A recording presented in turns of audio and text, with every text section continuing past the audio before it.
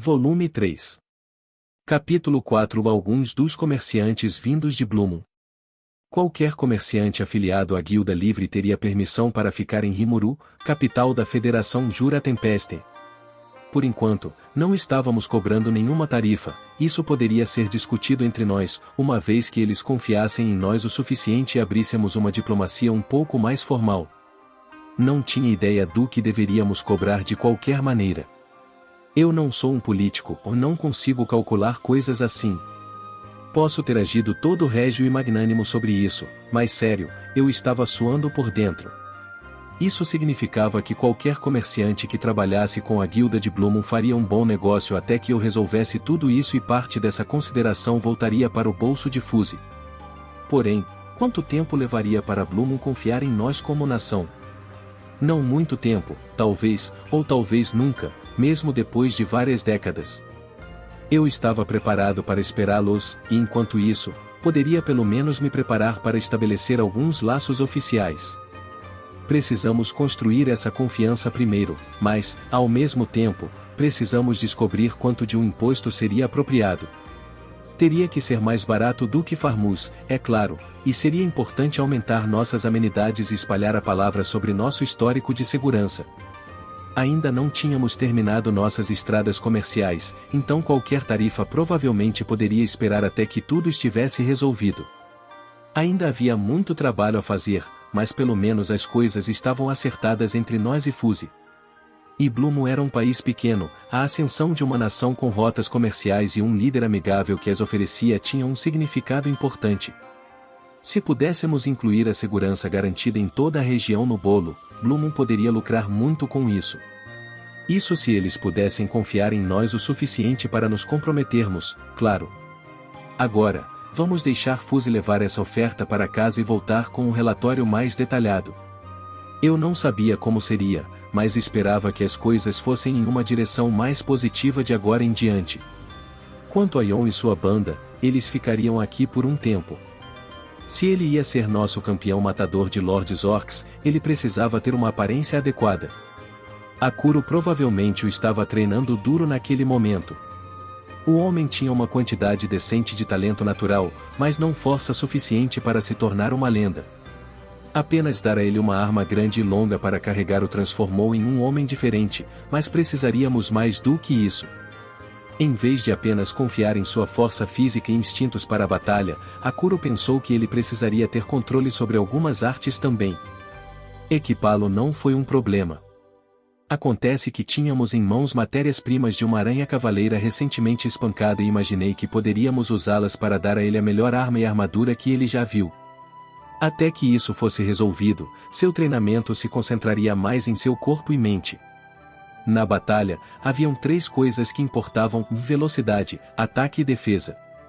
Isso se aplicava mesmo se você trouxesse magia para a mistura, que sempre poderia ser contra-atacada com defesa mágica, resistência espiritual. A Guilda Livre baseou suas classificações no agregado desses 3 elementos, o que significa que simplesmente encontrar algumas armas e armaduras melhores seria o suficiente para aumentar sua classificação. Nessa forma de pensar, os materiais que usamos no equipamento concluído eram de primeira linha. Aranhas cavaleira, no final das contas, não eram tão terrivelmente rápidas.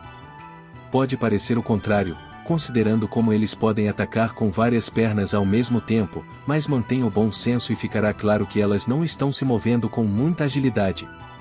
Isso era claro, considerando como Cabal e Gobta no rank B conseguiram mais do que se defender, eu estava começando a considerar Gobta como uma, mais que seja. A aranha cavaleira ganhou seu próprio A, principalmente graças ao seu exoesqueleto. Sua força veio de quão incrivelmente sólido ele era, assim como sua habilidade de infligir sérios danos até mesmo ao roçar seus oponentes. O que significava? Uau, Rimuru! Você tem certeza que está tudo bem eu ter um equipamento como este, amigo? Yon pareceu sinceramente tocado ao ver sua nova armadura feita de exoesqueleto. Era um terno completo, manchado em 3 cores diferentes, um marrom escuro como base, com um padrão único de verde e vermelho no topo. Quase parecia uma obra de arte. Eu chamei de exoarmadura. Ele ficou surpreso de novo quando pegou a peça do peitoral. Cara! Também é bem leve. Claro que era. Comparada com uma armadura normal, que exigia uma cota de malha e era revestida de metal em todas as áreas mais vulneráveis, uma armadura completa era incrivelmente pesada. Elas o defenderiam bem, mas às custas de toda a mobilidade, então normalmente você nunca as via em ação. Esta Exoarmor, por sua vez, não usava metal, o que a tornava relativamente mais leve que o aço, a chave para sua vantagem de peso. Fio de aço pegajoso revestido por dentro em uma formação de malha, mantendo o usuário protegido contra calor ou frio. O próprio exoesqueleto ostentava defesa superior contra magia e ataque físico e, com o reforço de fio, facilmente dispensava magias comuns e ataques corpo a corpo, algo que já havíamos comprovado em nossos experimentos. Em suma, oferecia mais durabilidade do que a cota de malha completa com 1/3 do peso. Eu não poderia dizer como era a sensação de um monstro cuja força muscular superava a de qualquer humano, mas para Yon, era a melhor armadura do mundo. Sim. Gar colocou seu coração e alma nisso. Ele se gabou de que teria um preço mais alto do que qualquer equipamento único se o colocássemos no mercado. Mais do que um único. Algo como, o tipo de coisa que um aventureiro gasta 10 anos ou mais economizando. Como estamos falando desse alto nível, amigo? Assim como os aventureiros eram classificados, as armas e armaduras receberam suas próprias classificações. O tipo de coisa que você encontraria regularmente nas lojas era normal. Se tivesse um desempenho um pouco melhor ou tivesse efeitos mágicos aplicados, era classificado como especial, valendo muito, mas ainda relativamente acessível para o consumidor médio.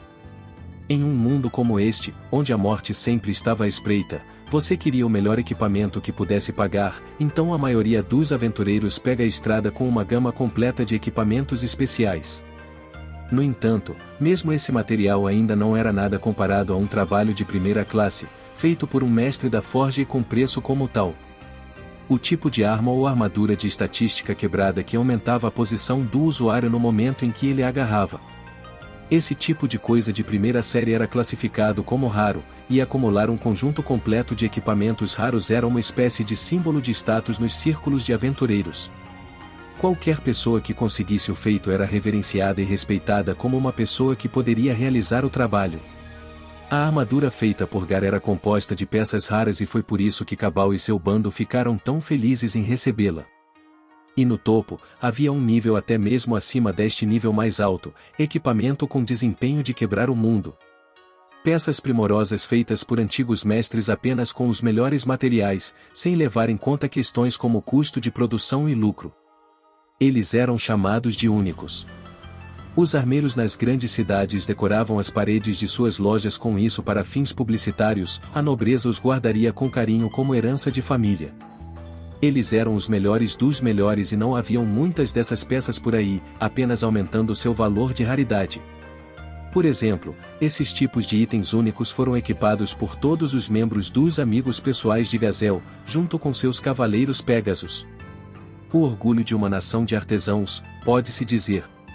Dinheiro e materiais não eram problema com seu equipamento de alto calibre, aprimorando ainda mais seu poder de guerra mundial. Inferno, não me admira que eles sejam tão fortes, pensei comigo mesmo quando soube disso. Aumentar seus talentos com armas e armaduras era uma forma como os humanos lidavam com monstros, da qual eu não tinha reclamação, mas devia ser horrível para os monstros derrubados por um equipamento tão poderoso. Conclui-se que queríamos jogar o mesmo jogo com nossas próprias armas. Com base nisso, novamente, o choque de Yon era compreensível. A espada larga que ele empunhava estava toda arranhada, até mesmo lascada em alguns lugares, não era mais útil. Kurobe preparou outra arma em seu lugar e era outra obra-prima. Esta era uma matadora de dragões, um tipo de espada larga que podia resistir a criaturas mágicas de grande porte. Não tinha uma curva, ao contrário das espadas de batalha maiores que os ogros magos tinham, era mais uma lâmina de 2 gumes no estilo ocidental. Uma das pontas era afiada para brilhar, dedicada a cortar e picotar, enquanto a outra era solidamente reforçada, tornando-a mais como uma arma de esmagamento. Dada a abordagem de luta sem escudo de Yon, imaginei que ele acharia isso mais fácil de manusear do que sua última arma. A maneira como ele olhou para a matadora de dragões em suas mãos e murmurou olhe para esta coisa, sugeria que ele estava feliz com isso. Bom. Como uma criação de Kurobe, a matadora de dragões era outra peça única. Com a técnica certa, ele tinha o poder de cortar até o exoesqueleto de uma aranha cavaleira. Se você me perguntar, essas duas peças sozinhas fizeram o poder de Yon aumentar para o rank A. Parecia um pouco como trapaça, confiar em equipamentos para aumentar sua força, mas eu deixei passar. Você precisava de técnica para tirar o máximo proveito disso de qualquer maneira. Yon, para seu crédito, tinha ficado forte o suficiente para ser realmente digno de possuir essas coisas. Não tinha dado nada a ele, exceto comida e um lugar para dormir, e ele não tinha queixas disso. Eu ouvi gritar de dor e chamar a Kuro de demônio e todos os tipos de outras coisas coloridas, mas nada sobre meu tratamento, pelo menos. Afinal, ele estava sob contrato para trabalhar comigo e eu dei a ele um equipamento muito bacana, então achei que estava bem. Se eu puder ser honesto por um momento, quase hesitei em deixá-lo ficar com tudo isso. Itens únicos eram uma raridade neste mundo e eu não tinha certeza se queria que os nossos caíssem nas mãos de estranhos. No final das contas, porém, decidi que se ele tivesse um equipamento de nível de campeão, isso tornaria minha história ainda mais convincente. Ele estava treinando forte nesta cidade, seus talentos agora melhoraram visivelmente. Ele não parecia deslocado em sua exoarmadura. Um pouco mais de trabalho nele e ninguém jamais duvidaria nem por um momento que Yon matou o Lord Orc. Os dias de treinamento continuaram para Yon. Sua arma e armadura estavam completas, mas decidi que seu bando deveria se equipar também. Precisaria investir um pouco neles se quisesse que me ajudassem mais tarde. A Kuro iria martelar todos eles também, então isso deveria ajudá-los em suas habilidades. Além disso, daria ainda mais peso à história desse grande campeão e seu forte grupo de apoiadores. Claro, eles estavam atrás de mais do que apenas um bom equipamento. Aparentemente, eles também estavam curtindo a vida aqui na cidade. Eu não me importei nem um pouco. Eles estavam trabalhando duro para mim. O que eu tinha a oferecer a eles era uma armadura de escamas tingida de verde brilhante, a versão completa da peça de teste que dei a Cabal. Para os ladrões equipados com isqueiros e semelhantes em sua tripulação, mandei construir alguns conjuntos de armaduras de couro duro de cor vermelha. Ambas as cores combinavam bem com a própria exoarmadura de Yon. Você está dando essa armadura incrível para mim? Esta armadura não oferecia muito contra ataques corpo a corpo, mas era bastante resistente à magia. Tudo o que eu queria era que Rommel não parecesse deslocado como o mago pessoal do campeão, mas estou feliz que ele aparentemente gostou tanto disso. Além disso, isso era tudo o que eu podia fazer por ele. Magia não é algo que você pode treinar o seu corpo em comparação à maneira que Yon treinou com a Kuro, ou o resto caberia ao próprio Rommel. Também entreguei a ele uma cópia do nosso cristal de comunicação. Seria uma pena se não pudéssemos manter contato e, felizmente para nós, ele também era um usuário de magia. Isso deve tornar as coisas mais fáceis. Depois de preparar e apresentar esse equipamento, pedi que Rommel voltasse para Blumon. Lá, eu queria que ele espalhasse a história, e exagerasse um pouco, sobre como o poderoso Yon e seus homens deram ao Lord Orc uma chicotada rápida e fatal. Ele disse que também não tinha interesse em morar lá novamente. Como ele disse, ser o mago do Conde significava apenas receber todos os tipos de tarefas potencialmente letais. Assim que recebesse seu pagamento, prometeu ficar com Yon de agora em diante. Este Conde, Midol Migan, com certeza não parecia muito bom. Ele colocava sua fortuna pessoal acima da de seu povo, era ganancioso e tratava mal sua própria equipe. Considerando os altos impostos que cobrou dos camponeses locais, ele certamente não dedicou muito dinheiro à segurança territorial. Visto que ele lidou com os problemas apenas depois que eles surgiram assim, não é de admirar que seu povo confiasse tanto na Guilda Livre. Ele é o pior bastardo que você já conheceu. E, não que sejamos anjos, mas ele leva o prêmio. Yon praticamente cuspiu em mim. O típico nobre perverso e ganancioso era familiar nas histórias que li, mas quando estava afetando ativamente sua vida real, nada poderia ser mais deprimente. Mas, na verdade, isso era bom para mim. Eu poderia fazer com que Yon voltasse para casa um campeão, alguém que protegesse toda Migon. Ele ia de vila em vila, permitindo que os moradores evitassem toda a burocracia da guilda. Ele não trabalharia de graça, é claro, a vila simplesmente enviaria sua papelada completa para a matança de monstros à guilda e ele poderia ser pago pelo conde mais tarde. De jeito nenhum ele, nem ninguém, iria querer servir Nidol de graça. O arranjo beneficiaria a nós dois, mas seu maior mérito era aumentar a reputação de Yon como campeão.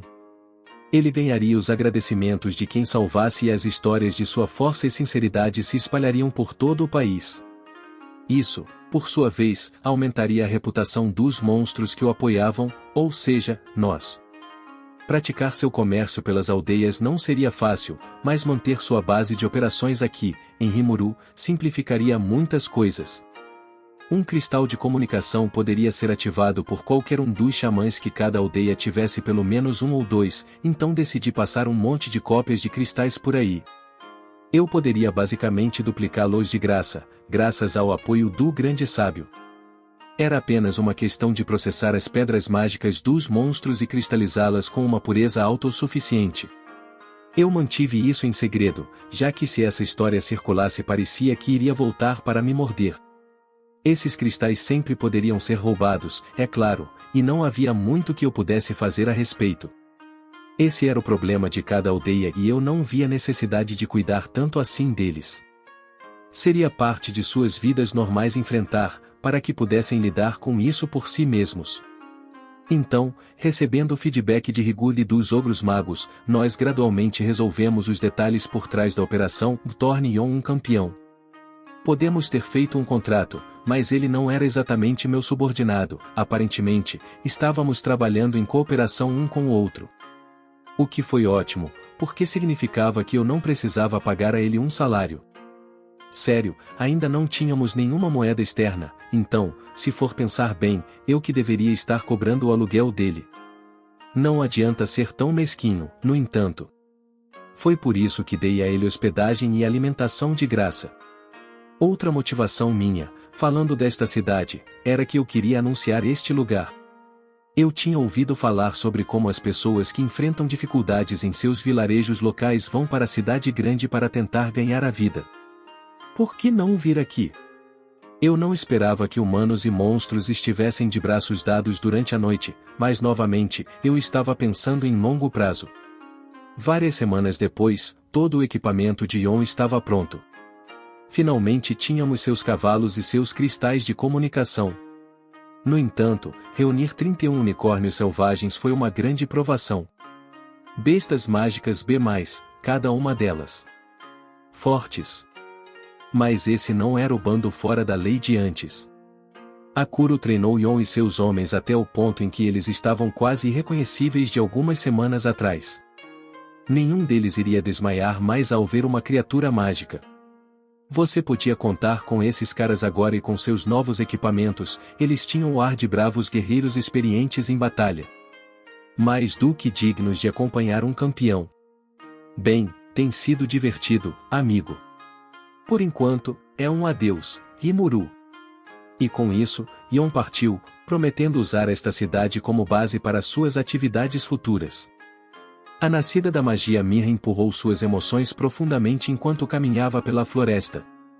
Mirra já foi uma bruxa, vivendo nesta floresta. Perseguida pelos outros, ela fugiu daquele lugar 300 anos atrás, silenciosamente pesquisando sua magia, interagindo com nenhum humano ou nascido da magia, mas aqueles dias estavam chegando ao fim. Prolongar a vida com magia só funcionava por algum tempo. Enfrentando a morte, Mirra teve uma leve sensação de arrependimento. Ainda tinha que perscrutar a grande fenda escura que era o mundo da magia e ela não tinha sucessor para assumir o conhecimento que ganhou. Ela não pôde deixar de se perguntar para que servia sua vida. Em meio a esse impasse, foi saudada pelo Lorde Demônio Clayman. Ele estava naquele posto por cerca de 300 anos e negociava com os monstros mais conhecidos e mágicos da área na época, só quebrando-os em pedaços, um ou outro. Ele estava construindo um exército de subordinados em um ritmo surpreendentemente rápido e foi isso que o levou a conhecer Mirra neste dia. Buscando a magia da bruxa, ele lhe fez a seguinte oferta: e deixe-me te dar uma vida eterna e um corpo jovem que nunca envelhecerá. Em troca, peço que jure sua lealdade a mim. Mirra aceitou e, agora, achava que tinha sido um erro. Ela realmente ficou mais jovem, ganhando como presente a vida eterna, mas no processo perdeu sua liberdade.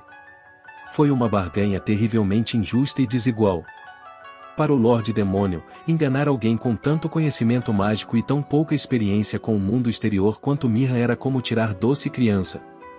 No momento em que ela fez o juramento, um selo amaldiçoado foi esculpido em seu coração. O chamado coração de marionete era uma das habilidades místicas mais secretas de Clayman, permitindo-lhe usar uma mistura de ilusão mágica fabulosamente cara com as magículas do alvo para transformar o receptor em um nascido da magia. Essa habilidade foi executada com sucesso e Mirra renasceu. E então se tornou uma marionete, incapaz de desafiar a vontade de Clayman. Com a habilidade mágica que já possuía, Mirra provou ser uma nascida da magia de alto nível. Não foi nada que deixou a bruxa cativa contente. A partir daquele momento, ela era a eterna marionete de Clayman. Não conseguia entender pessoas como Geomud e nascidos da magia que desejavam voluntariamente serem governados. Ela estava sempre procurando por uma brecha que pudesse usar para se libertar da maldição e contra-atacar Clayman, mas seu conhecimento lhe dizia que isso era quase impossível. No momento em que rompesse o coração de marionete, o Lorde Demônio disse a ela: voltaria à forma humana. O tempo congelado começaria a fluir para ela novamente e haveria pouco, ou nenhum, tempo sobrando em sua vida natural. E havia outro motivo: o Clayman era muito mais poderoso do que ela, o suficiente para fazê-la se contorcer de desgosto. Então Mirra continuou a servir ao Lorde Demônio, sabendo que ela nunca teria forças para desafiá-lo e sonhando com o dia em que seria libertada dessa maldição detestável. E agora? A última missão de Clayman para ela era uma investigação. Não tenho certeza se estou apta para a batalha. Não. Você não está, independentemente de quão alto nível você seja. Então quero que observe como aqueles que servem a outro Lorde Demônio lutam e então relate a mim. Você não estará em contato direto com eles. Tenho certeza de que é capaz disso, certo? Mirra esperava que ela fosse convidada para procurar novos membros para sua força de combate.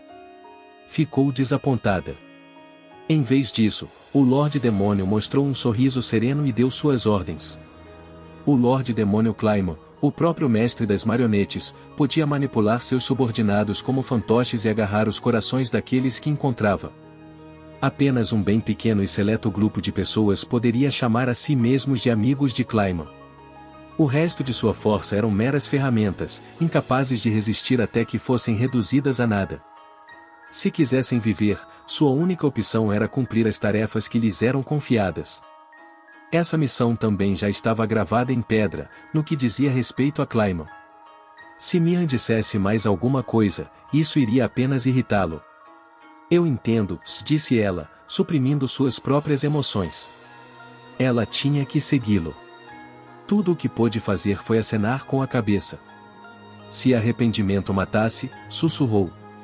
Algumas lembranças de seu passado, quando era livre, a estavam deixando sentimental.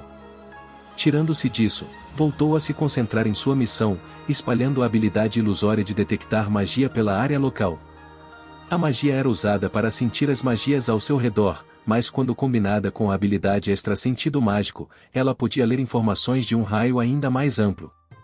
Os séculos de vida de Mirra não eram resultado de boa sorte. Foram construídos com base em habilidade absoluta. Ela era, de fato, fraca no combate direto, mas não porque era impotente. Ela era uma maga, mestre em 3 sistemas diferentes de magia. Embora nada disso fosse adequado para a batalha, em termos de utilidade, ela estava em um nível muito mais alto do que Geomud jamais poderia esperar estar. Clayman entendia isso muito bem, certificando-se de atribuir a ela os trabalhos para os quais era adequada. Alguma reação. Com o feitiço, veio uma grande quantidade de dados que fluíram em sua mente. Ela tinha examinado tudo de momento a momento e agora detectou a presença de outro nascido da magia, um com um vasto estoque de energia mágica. Ela se preparou. Devia estar perto do território que lhe foi pedido para observar. Focando sua mente o mais intensamente que pôde, voltou os olhos para seu alvo. Ela foi saudada com uma imagem estranha. Um grande número de monstros estava derrubando árvores e, em seguida, processando-as de várias maneiras. As árvores maiores foram transportadas para longe, as menores desaparecendo no ar. Alguma habilidade espacial, ela pensou. Eles pareciam estar construindo uma estrada. Atrás dessa equipe havia um caminho bem construído que, de seu ponto de vista, parecia se estender até o horizonte distante. Alguns nesta equipe estavam cavando grandes pedras enterradas na terra e pulverizando-as em seixos, outros então as levariam embora e as cobririam ao longo do solo. Estas foram então ainda mais trituradas e distribuídas uniformemente por grandes cilindros de aparência pesada, como toras de ferro. Essas toras de ferro eram um tipo de rolo compactador encomendado por Rimuru. Estavam sendo puxadas por trabalho Human, trabalho monstro, mas haviam alças na frente e atrás, com 3 membros da equipe designados para cada extremidade. Era um trabalho pesado, mas com um fluxo constante de empurrões, a equipe puxou facilmente o rolo para frente e para trás. Eles deixaram um caminho bem cuidado de cascalho amassado. Um monstro de nível superior servia como capataz para esta equipe e todos pareciam estar trabalhando juntos para traçar este caminho. Era diferente de tudo que Mihan já tinha visto antes. Tudo isso estava sendo realizado por orcs superiores, um deles de alto nível e emitindo uma aura incomum por baixo de sua armadura completa. Esta deve ter sido a massa de magículas que ela detectou antes.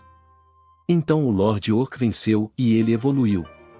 Esse era o julgamento de Mihan, mas não era seu papel tirar conclusões, então abandonou o pensamento. Tudo o que uma observadora tinha de fazer assistir e registrar, algo que continuou a fazer nos dias seguintes enquanto a equipe avançava. Ao observar e registrar o que via, começou a se perguntar o que havia no final da estrada concluída.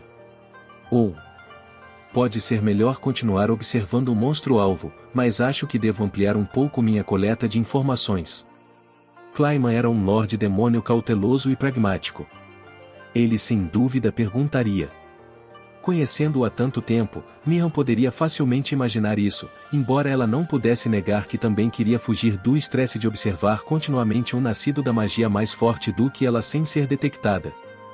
Então se afastou de seu trabalho atribuído e começou a se mover. Fazendo um desvio pela floresta, ela furtivamente se afastou da equipe e entrou na estrada de cascalho. Então, vendo-a se desdobrar diante dela, correu na direção oposta à da equipe de construção. Ela estava invisível graças à magia de bloqueio de percepção e assim permaneceu enquanto corria sem interrupções por várias horas. Agora sentido mágico estava dizendo a ela algo mais. Esta é uma presença de alto nível chegando. Isso é Fobio, a presa do leopardo negro? Carilon deve estar levando a sério, já que enviou um dos 3 licantropos. Este era um nascido da magia extremamente poderoso, um contra o qual Mihan não teria chances. Nem mesmo o Lord Orc daria muito trabalho, mas o que era mais estranho eram os movimentos de Fobio. Ele estava viajando direto para além da posição do Lord Orc, indo para outro lugar. O mesmo destino dela. As estradas devem ter sido conectadas. Ela começou a se perguntar o que havia de tão importante do outro lado da estrada. Sua missão de coleta de informações significava que não tinha permissão para chegar muito perto de seu alvo. Com seus olhos mágicos, no entanto, ela não precisava. Podia vê-los bem de longe e sua curiosidade a estava levando a rastrear Fobio agora. Ela continuou fazendo isso por um tempo, até que finalmente avistou uma grande área aberta à frente. Ainda estava muito longe para ser visto sem suporte mágico, mas aparentemente foi lá que Fobio pousou. Então foi para lá que ele foi. A fortaleza do Lord Orc, talvez? Pode ser que ele quisesse destruir seu quartel-general primeiro. Mihan não tinha certeza do que fazer com isso, até que voltou seu olhar para o ponto de aterrissagem de Fobio. Ela imediatamente se arrependeu. A Lorde Demônio Milin? Foi uma onda de violência absoluta, desencadeada por aquela garota de cabelo rosa platinado. A garota estava sorrindo, esta presença infalível que dominava os outros Lordes Demônios. Milin, a própria destruidora, estava lá e, apesar do ponto distante de onde Mihran estava observando, ainda foi notada. Com um sorriso, ela revirou os olhos em direção à espiã distante. Mihran rapidamente desfez o feitiço, mesmo quando o medo a abalou, embora ela soubesse que provavelmente era tarde demais. Sua posição era conhecida e ela precisava fugir, por mais fútil que achasse que era. Se havia alguma fresta de esperança nisso, era que Milin não tinha pressa em agir. Ela estava disposta a deixar esse observador ou ir. Não interfira com ninguém, esse era o acordo, certo? Suponho que devo minha vida a isso, disse ela para si mesma. Lentamente, Mihran se levantou. Trocar olhares com Milin foi um choque, mas as duas pareceram concordar tacitamente em não interferir. Muito bem, então. Alguns dos misteriosos nascidos da magia que lhe foram mostrados nas imagens também estavam perto de Milin, os quais também devem ter sobrevivido, junto com o Lord Orc. Como devo relatar isso a Clayman? Pensando consigo mesma, ela deixou o local. Depois de terminar seu relatório para o Lorde Demônio, Mihran deu um suspiro profundo e deprimido. Sua primeira resposta foi dura, avistada por seu alvo de observação? Isso é muito desleixado para você.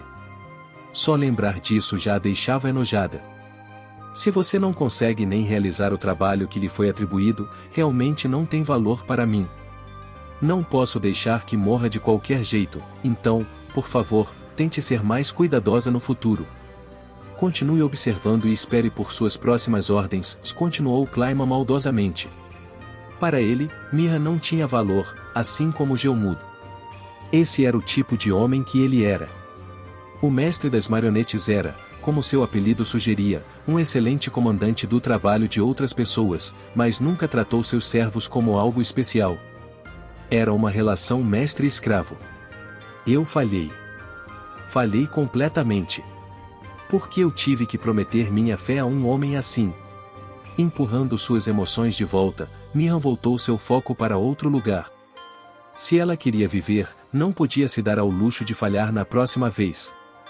Só tinha recebido a tarefa de reunir informações, mas contra a Lorde Demônio Milin, essa era uma tarefa difícil. A observação contínua dela seria suicídio. Sabia que Milin não era nada burra, seu temperamento frequentemente faria as pessoas a julgarem mal, mas era verdade. Além do mais, seu instinto de captar os pensamentos de outras pessoas tornava quase impossível esconder as coisas dela. Outra preocupação para Mihran eram as próximas ordens que Clayman tinha para ela. Algo lhe dizia que continuar a seguir seus comandos estaria longe de ser uma boa ideia. Esqueça de seguir os passos de Gelmud, pensou. A situação dela não era boa. Se continuasse ficando parada, temia que seria o seu fim. Isso é horrível, mas estava preparada para o que poderia vir. Não tinha esperanças, mas de alguma forma, Mihran pensou que essa também poderia ser sua grande chance. Servindo ao Lorde Demônio por tanto tempo, ela sentiu que podia ler seus pensamentos um pouco agora. Estava ciente de que Clayman estava planejando algum tipo de operação nova em grande escala, uma para a qual, previa, teria que servir como cordeiro de sacrifício. Se não podia escapar da coleira de Clayman, então a morte estava esperando por ela. Talvez ela pudesse fingir sua morte e vencê-lo, ou talvez ela pudesse se libertar do coração de Marionete e recuperar sua liberdade. Essas eram as esperanças em que Mihran estava apostando sua vida. Se ela pudesse encontrar alguma informação que agradasse a Clayman, seria perfeito. Se fosse suculento o suficiente para ganhar sua liberdade, melhor ainda. Apesar de tudo, queria fazer parecer que tinha morrido, como em seu pensamento inicial. Fazer isso pode levantar suspeitas, mas ter a Lorde Demônio Milin por perto tornou isso mais conveniente.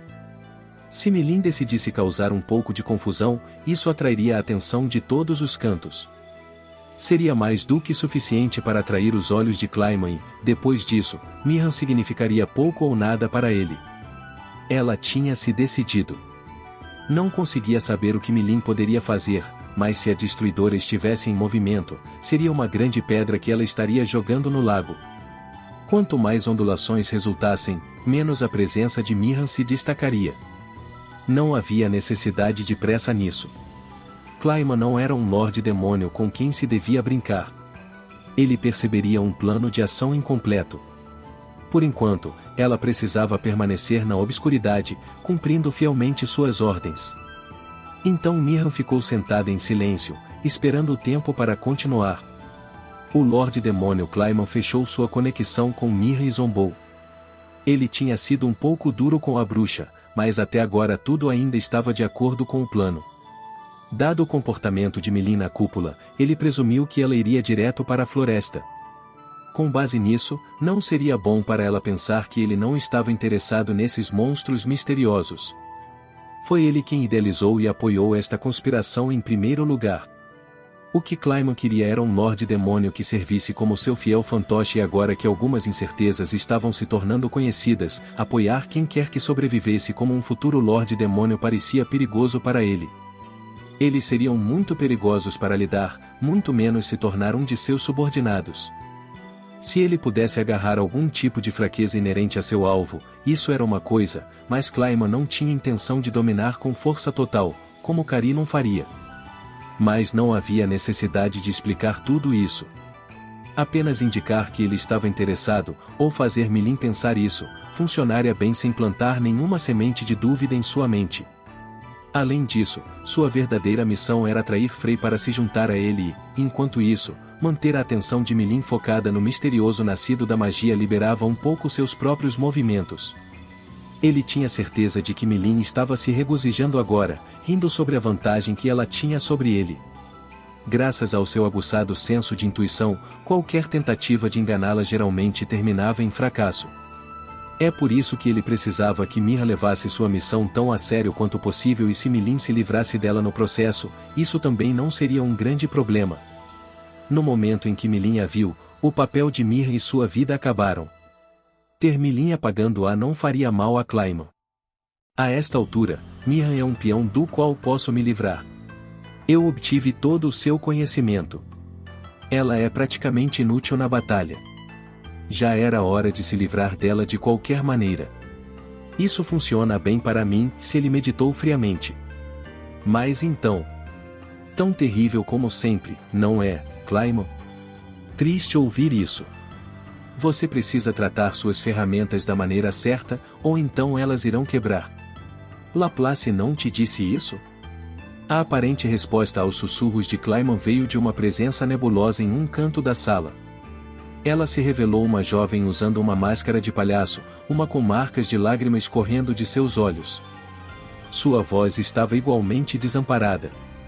Isso não incomodou o Lorde Demônio, que vagarosamente se virou para encarar a garota.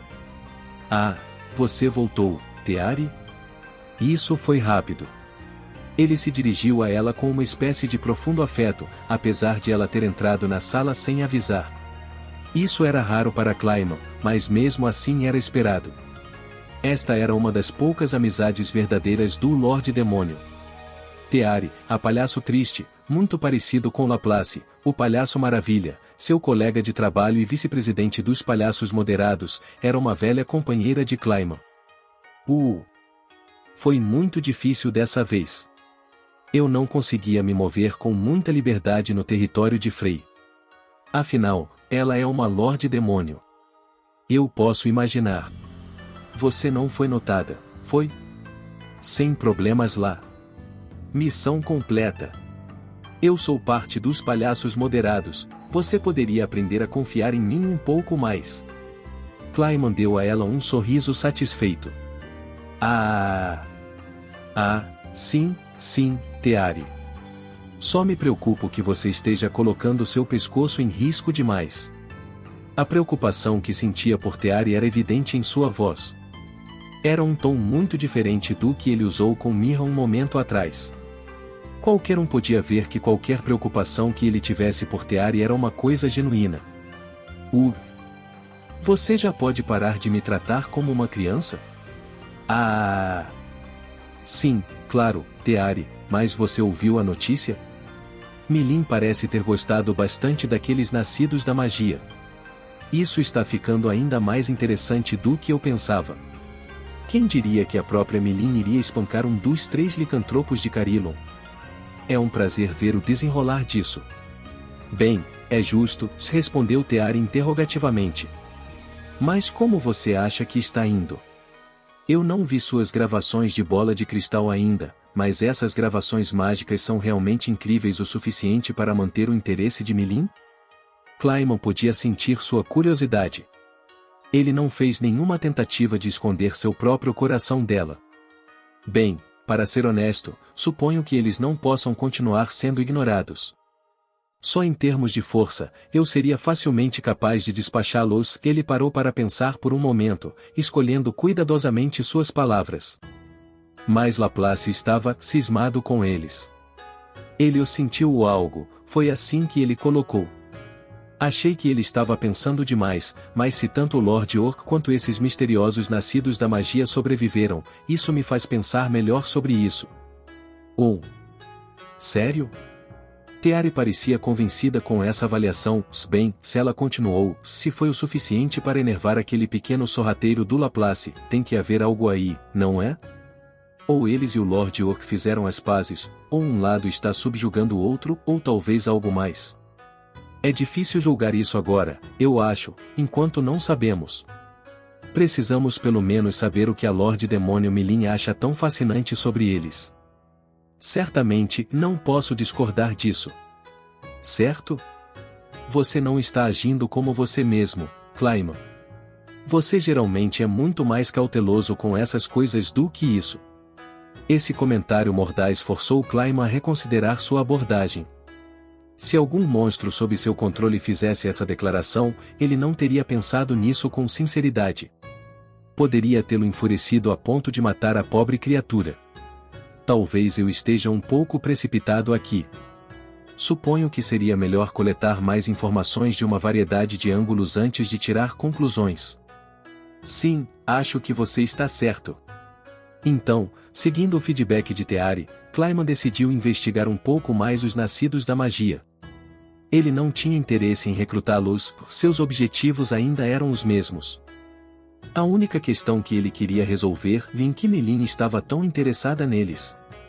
Essa era uma grande preocupação para ele e ele pensou que aprender mais sobre os nascidos da magia poderia levar a uma resposta.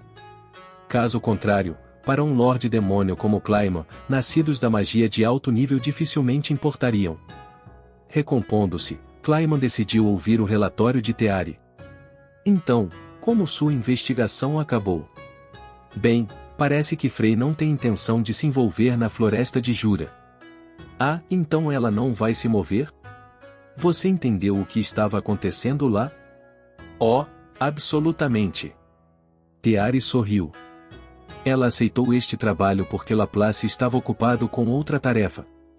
Sua missão era investigar a Lorde Demônio Frey e coletar informações sobre qualquer fraqueza potencial da qual eles pudessem se aproveitar. Foi isso que levou Teari ao território de Frey. Teari podia parecer uma garotinha, mas muito semelhante ao Lorde Demônio a quem servia, ela era uma superpotência de primeira classe. Então, minha impressão era de que Frey estava em alerta máximo sobre uma coisa ou outra. Ela tinha arpias voando por todo o reino, como se estivesse se preparando para uma guerra ou algo assim. Ah! Faz sentido. Você descobriu? Teari riu um pouco. Descobri. E adivinha? Ela está assustada porque Charybdis pode ressuscitar. Relatou ela alegremente. Fazia muito sentido para Clayman. Entendo. Bem, Teari, gostaria de fazer outro pedido a você, mas como está sua agenda? Achei que você poderia dizer isso. Também tenho Fodman me esperando, então, se envolver alguma coisa difícil, podemos cuidar disso. Muito bem, Teari, mas gostaria que você evitasse que isso se tornasse violento. Em primeiro lugar, gostaria que viajasse para onde Charybdis está selado e ver se é possível ganhar esta criatura para o nosso lado. É claro. Deixe tudo comigo, Clayman. Eu acredito que a localização seja. Eu disse, deixe tudo comigo. Tenho que ir, ok. Com isso, Teari mais uma vez mergulhou na escuridão lamacenta. Ao vê-la partir, Clayman exibiu uma pontada de preocupação nos olhos, uma coisa extraordinariamente rara para ele. e um instante depois, eles estavam de volta ao seu brilho ousado e destemido. Bem. Sharib diz, hein? Muito bom.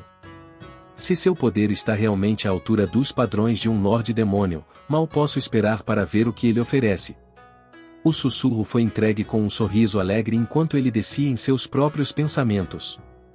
Carilon, rei dos licantropos, declarou-se Lorde Demônios pela primeira vez há 400 anos, em sua sede por mais poder.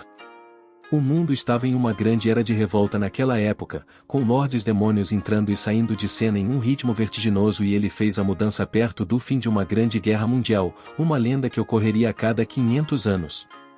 Frey foi uma das outras sobreviventes daquela época a se juntar ao clube dos Lordes Demônios, com Claymore reivindicando sua posição um século depois. Leon Cromwell, entretanto, assumiu o título 200 anos atrás, com sua vitória sobre o Lorde das Maldições sob seu cinto. Juntos, os 4 novos Lordes Demônios eram conhecidos como a Nova Geração. Os mais velhos, por sua vez, eram generais enrugados em comparação, todos sobrevivendo a pelo menos 2 guerras mundiais e sua força estando em um nível completamente diferente da Nova Geração. Isso levou muitos na Nova Geração a se esforçarem para expandir suas próprias forças, e Carilon era um deles. Não era de se admirar, então, que ele agora estivesse tentando recrutar um pouco mais de força para seu lado. Fobio, a presa do Leopardo Negro, era um dos 3 licantropos de Carilon e entendia os sentimentos de seu mestre melhor do que ninguém. Era por isso que, mesmo depois de ser espancado em um grau terrível pela Lorde Demônio Milin, ele ainda estava se escondendo nas profundezas da floresta. Não havia nenhuma maneira de que ele pudesse fazer algo tão completamente vergonhoso quanto voltar para casa agora.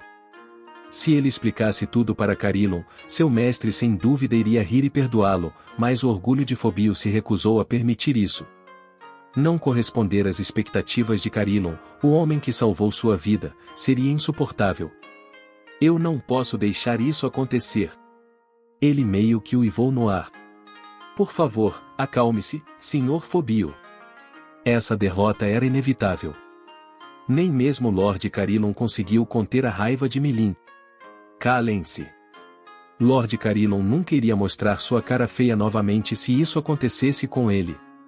Eu era muito inexperiente para o trabalho, mas meu orgulho me proíbe de voltar sem nada para mostrar. A raiva na resposta amarga de Fobio fez seus homens ficarem em silêncio. Eles estiveram escondidos por uma semana, fazendo turnos enquanto vigiavam a cidade. A Lorde Demônio Milin ficou lá o tempo todo e eles também viram monstros envolvidos em uma variedade de tarefas, desde a construção de edifícios até a expansão de estradas. Também havia monstros encarregados de obter comida e patrulhar a área. A ordem preservada pela cidade era incrível de se ver. Nem mesmo Fobio conseguiu esconder seu choque. Basta olhar para aqueles bastardos. Criando e construindo uma cidade para eles. Eu os rejeitei como monstros humildes, mas eles têm tecnologia da qual nem eu tenho conhecimento. Você claramente está certo. Não gostaria de subjugá-los, mas sim abrir relações formais com seu líder. Era em Rio, um macaco licantropo, fazendo uma abordagem intelectual da questão. Ele tinha razão. Esses monstros trabalhavam em equipes ordeiras, sob o comando de seus líderes. Isso era claramente uma engenharia de ponta. Era incomparável com o que Rio conhecia em sua terra natal, o reino animal de Eurasania, com suas casas de pedra bruta e estradas de terra nua e achatada. Sim, mesmo que Milin não estivesse aqui, adotamos a abordagem errada. Tentamos conquistá-los sem nenhuma chance deles nos contra-atacarem e isso nos custou a oportunidade de ganhar sua confiança, mas o que está feito está feito. E mesmo que eu esteja curado, minha humilhação nas mãos de Milin não desapareceu. Tenho que encontrar uma maneira de me vingar dela. De alguma forma que não causará problemas a Lord Carilon. Eu sei em meu cérebro que é impossível, mas isso é sobre meu coração. A voz de Fobio era sombria, fantasmagórica e desprovida de sua alegria usual. Até agora, Fobio era um governante absoluto. Ninguém poderia desafiar sua força, mas agora seu primeiro revés o estava fazendo hesitar. Ele nunca tinha perdido para ninguém antes, exceto Carilon. Sua mente lógica lhe disse que perder para Milin era inevitável, mas as chamas da humilhação ainda fervilhavam lá no fundo. Eu sei o que você quer dizer, senhor, mas... Enrio sabia exatamente como Phobio se sentia, mas exigir vingança contra Milin não estava no âmbito da realidade. Ele tentou fazer Phobio desistir da ideia, mas foi interrompido. Ah, eu entendo completamente. Toda aquela raiva e frustração. Sou um velho veterano desses sentimentos. Quem está aí? Desde quando você está aqui? As tropas de Phobio chegaram tarde demais para reagir. A figura já havia se aproximado deles enquanto se sentavam ao redor da fogueira e a julgar pela maneira como evitaram a detecção por um grupo inteiro de nascidos da magia de alto nível, deviam ser muito talentosos, de fato. Um bom dia a todos. Me chamo Fotman, membro dos Palhaços Moderados. Eles me chamam de Palhaço Zangado e estou muito feliz em fazer todos vocês meus conhecidos. A saudação educada da figura rotunda foi ligeiramente prejudicada pela expressão enfurecida em sua máscara. O tom gregário da voz do palhaço fazia sua presença parecer, de certa forma, bastante surreal. HM1. Vocês não precisam serem tão cautelosos conosco. Meu nome é Teari, uma camarada palhaço moderado. Somos uma espécie de pau para toda obra e eu prometo que não vamos lutar contra vocês. E então, uma palhaça saiu de trás de Fotman, está com uma máscara com uma lágrima. O homem zangado e a garota chorando, uma coisa muito estranha de se ver ao lado de uma pacífica fogueira. Pedir a Phobio e seus companheiros para não serem cautelosos ou com eles era uma tarefa difícil, mas a maneira como eles apareceram do nada certamente indicava seus poderes. Se eles não fossem inimigos, talvez fosse melhor acreditar nisso. Eu nunca tinha ouvido falar desse grupo de palhaços moderados antes. Um pau para toda obra? Bem, tanto faz. Afinal, do que vocês estão atrás? Perguntou Phobio, tentando descobrir seus objetivos. Fotman parecia que mal podia esperar para responder só. Bem, fui chamado aqui por seus sentimentos de raiva e humilhação. As ondas de raiva que senti surgindo daqui eram bastante notáveis, de fato. Você foi a fonte delas? Eu adoraria saber o que o deixa tão furioso. Poderia fazer a gentileza de me dizer? Porque tenho certeza que poderia oferecer alguma ajuda. Ele transformou sua máscara enquanto falava, fazendo-a explodir em um sorriso estranho. Você espera que falemos com alguém tão estranho quanto vocês dois? Retorquiu em rio. Senhor Phobio, não há razão para cair nessa polidez. Podemos despachá-los para você? Ele tem razão. Outro dos homens de Phobio acrescentou. Não é normal alguém vir aqui sem pedir. Vocês dois parecem ser nascidos da magia de alto nível também, mas escolheram o grupo errado para lutar. Pertencemos à Aliança Guerreira do Mestre das Feras, parte dos exércitos do Lorde Demônio Carilon. Vocês acham que um par de nômades errantes nascidos da magia como vocês poderiam nos derrotar? O grupo teve pouco interesse em ouvi-los. Os estranhos pareciam suspeitos demais e a maneira como ousaram oferecer ajuda aumentou sua raiva. O grupo de Phobio estava no escalão de elite das forças de Carilon, eles não haviam caído ao ponto em que precisavam da ajuda de criaturas aleatórias. Ignorando-os, Fotman continuou. Você busca poder, não é? Bem, o poder é apenas o que temos. Bastante. Isso vem com um nível de perigo, é claro, mas se você puder vencer esse perigo, a força que você pode ganhar com isso é tremenda. Sim. Quer derrotar a Lorde Demônio Milin, não é? Então, por que não se torna um Lorde Demônio também? A pergunta de Teari silenciou o acampamento. O som de um licantropo engolindo nervosamente parecia ecoar contra as árvores. Lorde Demônio? Vocês acharam que poderia nos enganar com algo tão ridículo? Sharib diz. Você já ouviu falar? A única palavra de Fotman teve efeitos de quebrar a terra. No momento em que ele pronunciou, Phobio congelou no lugar. E então? Os poderes do mal que os peixes gigantes detêm são incrivelmente enormes. Se você não precisar dele, sempre podemos oferecer a outra pessoa. Até mais.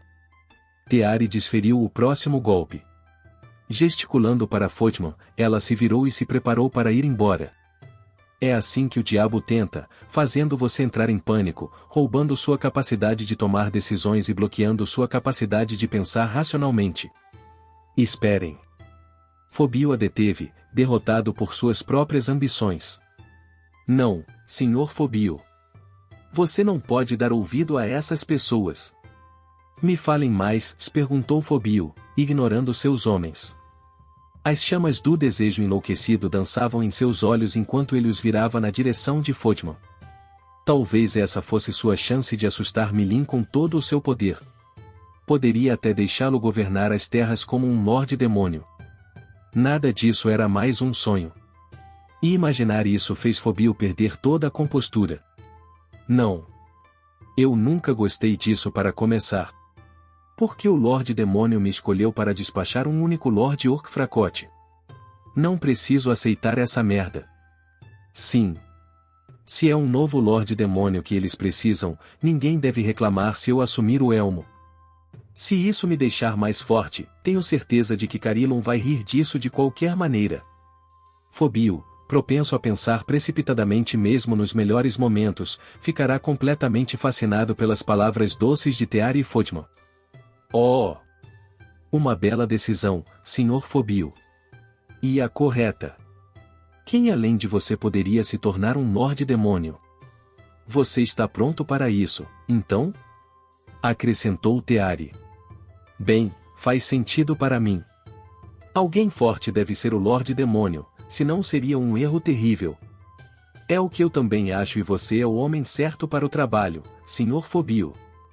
No entanto, Phobio não era tolo. Ele ainda tinha autoridade final sobre esses dois que o lisonjeavam e não havia se esquecido de uma pergunta muito pertinente a fazer. Parem com essa merda. Eu disse, me falem mais. Se eu disser sim a essa oferta, o que vocês ganham com isso? Vocês têm que ter algum tipo de vantagem nisso. Então, parem com isso. Teari e Fodman já esperavam isso. Nós tiramos algo disso, sim.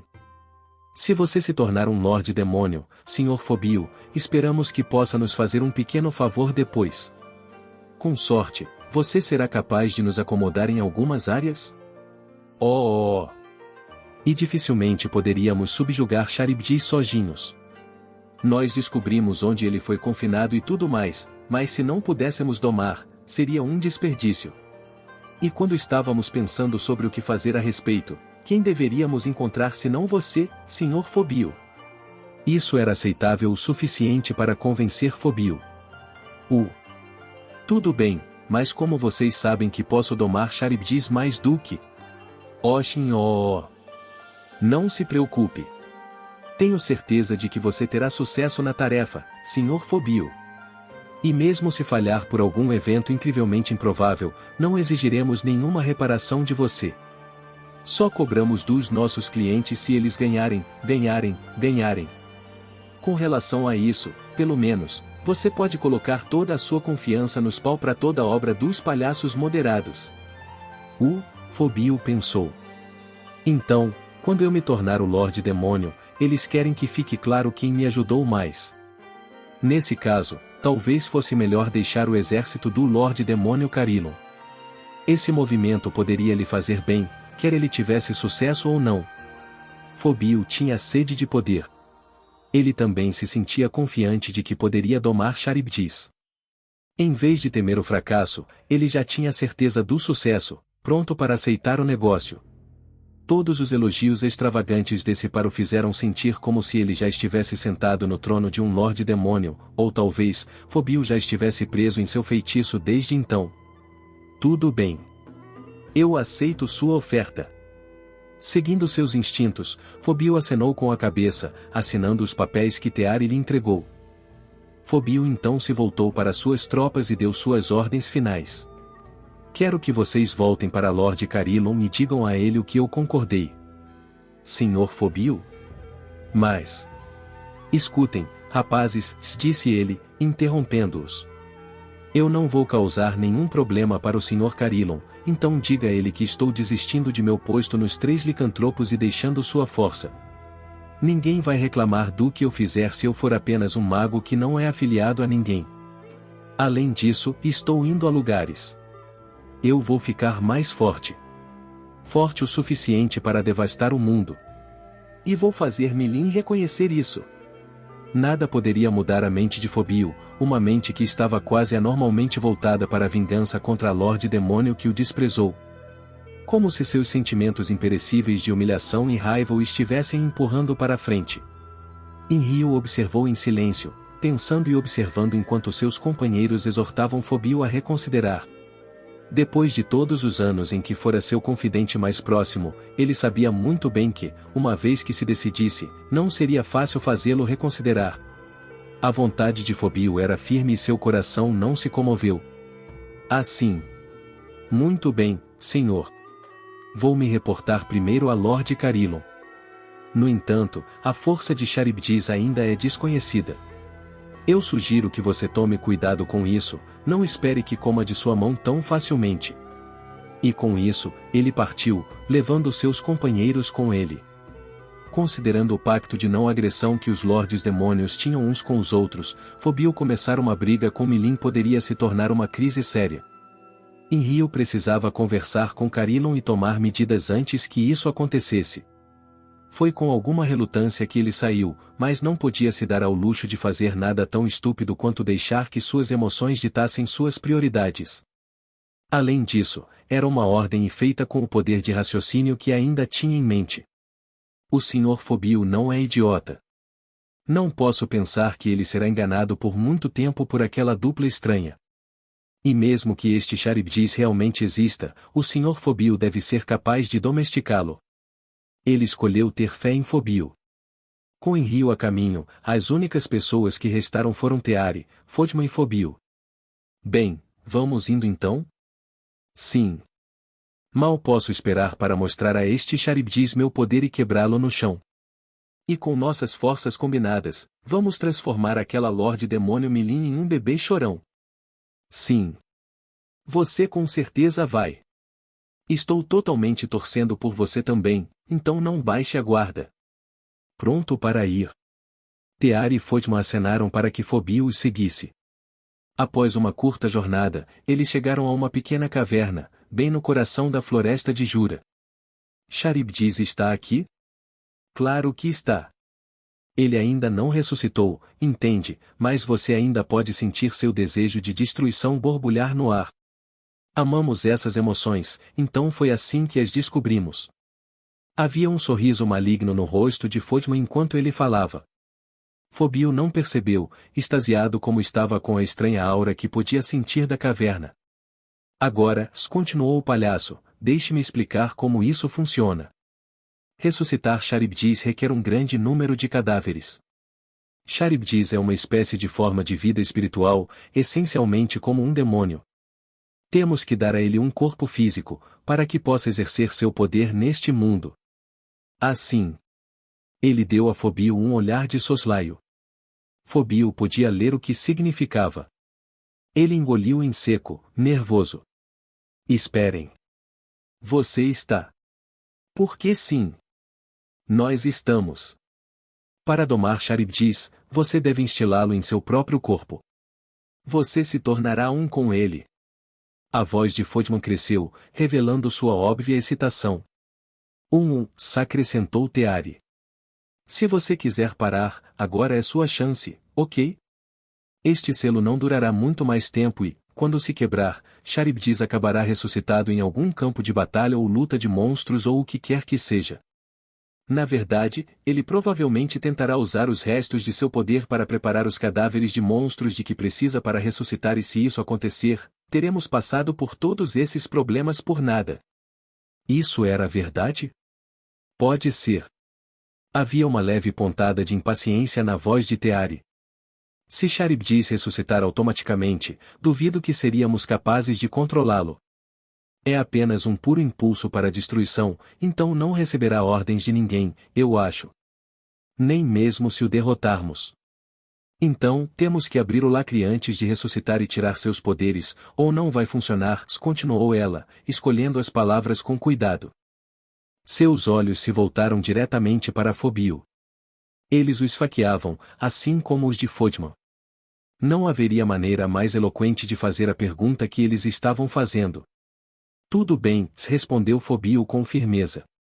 Eu já estou comprometido com isso, ou não vou sair como um frango agora. Estou pronto para fazer o poder de Charybdis o meu próprio. Sim. Esse é o espírito. Oh. Bendito, Lorde Fobio. Realmente devo agradecê-lo e brindar nossa boa sorte também por encontrar um parceiro tão confiável. Então foi decidido. Fobio se aventurou na caverna sozinho, os olhos cheios do orgulho que ele tinha como um nascido da magia de alto nível. Uma vontade purificada que acreditava na vitória sem temer a derrota, mas, infelizmente, seu coração ainda estava, lá no fundo, cheio com seu rancor contra Milin e sua raiva enterrada de sua própria imaturidade. Para a forma de vida espiritual conhecida como Charybdis, nada poderia ser mais delicioso. No momento em que se apaixonou pelas palavras doces de Teari Fodman, seu destino estava selado, um fato que ele não percebeu enquanto mergulhava na escuridão da caverna. Tempo passou. Ele foi, não é? Ele certamente foi. Oh. Ah. A risada veio alta e rápida, uma vez que eles tiveram certeza de que Fobio estava totalmente dentro.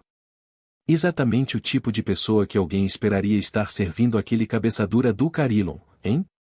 E depois de todas as desculpas que praticamos de antemão, ele mal nos questionou. Totalmente. Aquele macaco parecia muito mais inteligente do que ele. Eles haviam arquitetado uma quantidade bastante ampla de argumentos e estratégias para convencer Fobio a aceitar a oferta deste par de estranhos de aparência estranha, mas os olhos de Fobio estavam tão nublados pela raiva e ganância que foi muito mais fácil do que o previsto. Eles o ridicularizaram por isso em sua ausência, tão fácil que foi quase uma decepção. É o fim do trabalho, então, Teari? Milímetro 1. Tudo o que ouvi de Clayman foi para reviver Charybdis e mandá-lo para Milin. E nenhum novo pedido depois disso? Não. Este trabalho está concluído. Oh, e que tal simplesmente descartarmos os cadáveres de dragão inferior que trouxemos? Não vamos precisar mais deles. De fato. Nós passamos por todos os problemas para preparar um corpo temporário e então aquele idiota se ofereceu para o trabalho. Não há mais necessidade desses cadáveres, não. Então eles jogaram os corpos no chão. Havia uma dúzia ou mais de dragões inferiores ao todo, e eles mataram o rebanho inteiro para o trabalho. Os dragões inferiores não faziam parte das raças dracônicas às quais Veldora pertencia, ou não havia nada inerentemente mágico sobre eles. Eles eram criaturas pouco inteligentes, incapazes de lidar com magia, mas eram protegidos por um corpo resistente e escamas fortes, dando-lhes uma vantagem assassina em combates próximos. A raça humana geralmente os classificava em torno de rank B mais ou A, mas nem mesmo uma besta tão poderosa era páreo para dois nascidos da magia de alto nível.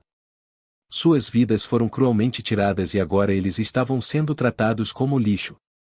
Trazê-los para uma cidade humana e vender suas peças variadas poderia render uma pequena fortuna, mas para Teari Fodman, eram apenas um estorvo. Assim que removeram os cadáveres de seu depósito de magia espacial e os jogaram no chão, eles deixaram a cena, satisfeitos com um trabalho bem executado. Foi ótimo ter vocês assistindo, pessoal. Se inscrevam no Samurai Novel para não perder nenhum conteúdo sobre Light Novels. Deixem seu like, compartilhem e comentem suas séries favoritas. Até a próxima, e lembrem-se, a imaginação é o limite.